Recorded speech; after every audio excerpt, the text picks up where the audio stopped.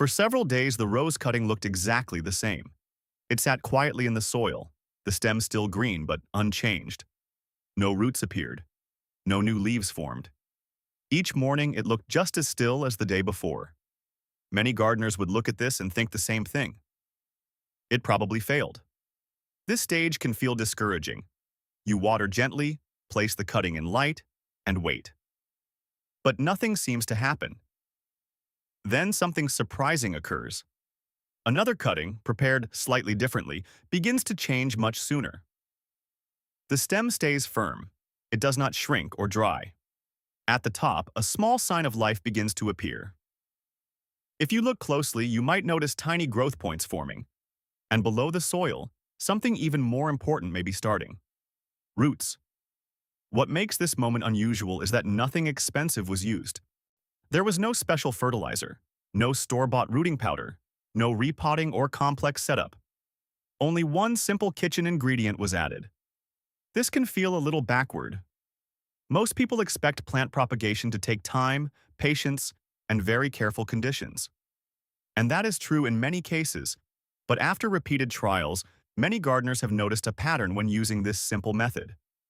Some cuttings seem to root more reliably. If this feels surprising, that's very common. Before explaining why this happens, it helps to understand what is really happening during those first quiet days. Growing roses from cuttings can feel unpredictable.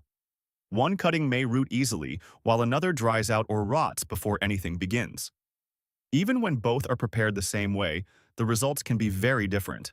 This is because cuttings are in a very delicate stage. At this point, the cutting has no roots. That means it cannot absorb water in the usual way. At the same time, it continues to lose moisture slowly through its surface. This creates a quiet imbalance. The cutting is losing water, but it has no reliable way to replace it. Many gardeners try to fix this by watering more often. It feels like the right thing to do. But too much water can fill the soil and remove the small air spaces that roots need. When this happens, instead of growing roots, the cutting may begin to rot. Other gardeners take the opposite approach. They keep the soil drier, hoping to prevent rot. But in this case, the cutting may lose moisture too quickly. The stem begins to shrink, and the cutting slowly weakens. This is why so many cuttings fail before they ever begin to root. The balance between moisture and air is very important at this stage.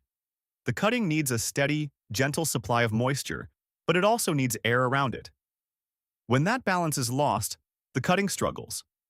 Understanding this helps explain why certain natural methods can sometimes support early root formation. One simple idea that many gardeners have explored uses something very familiar from the kitchen: a potato. At first, this idea sounds unusual. Why would anyone place a rose cutting into a vegetable? But when you look more closely, it begins to make sense. Potatoes naturally hold moisture inside them. They are firm, but also slightly damp. They also contain small amounts of nutrients. When a rose cutting is gently inserted into a potato, the lower part of the stem sits in a stable environment. It is not surrounded by loose, shifting soil. Instead, it is held in place with consistent contact.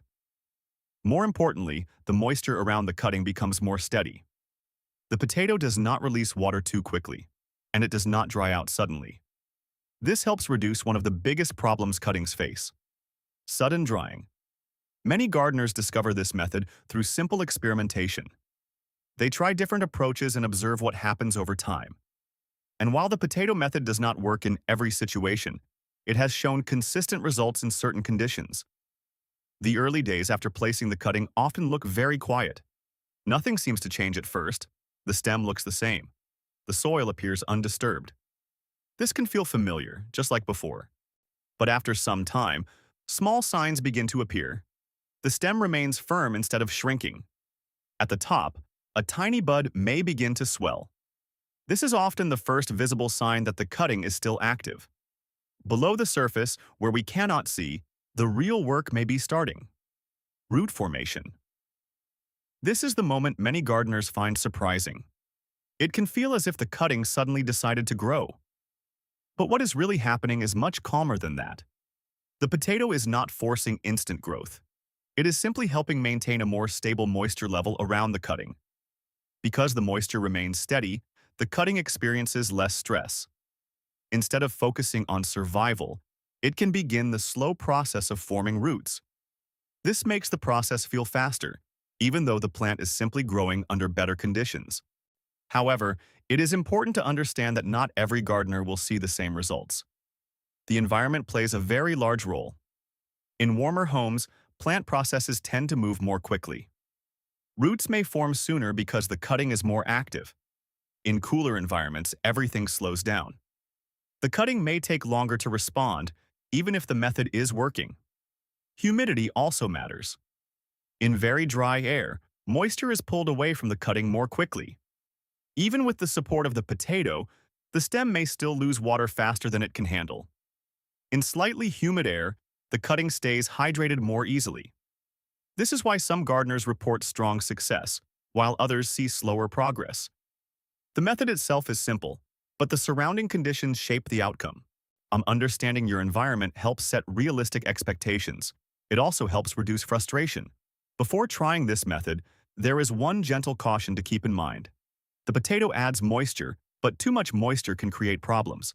If the soil around the potato stays very wet, the potato itself may begin to break down. When this happens, it can create conditions that lead to rot instead of root growth. Good drainage is important. The soil should hold some moisture but not remain soaked for long periods. It is also helpful to use healthy cuttings. A strong, fresh stem has a better chance of forming roots than one that is already weak.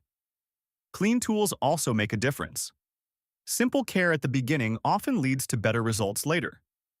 Many experienced gardeners do not rely on just one cutting. Instead, they prepare several.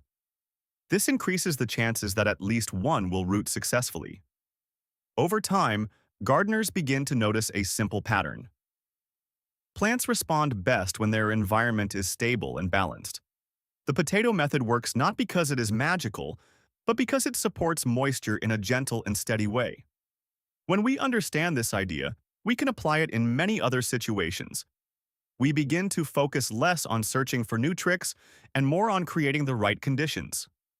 A cutting needs steady moisture, gentle air, and time. A plant needs balance more than anything else. If you're comfortable sharing, I'm curious if you've ever tried growing plants from cuttings and what your experience was like. Moments like these often teach us the most, because in gardening, the biggest improvements often come from small, thoughtful changes.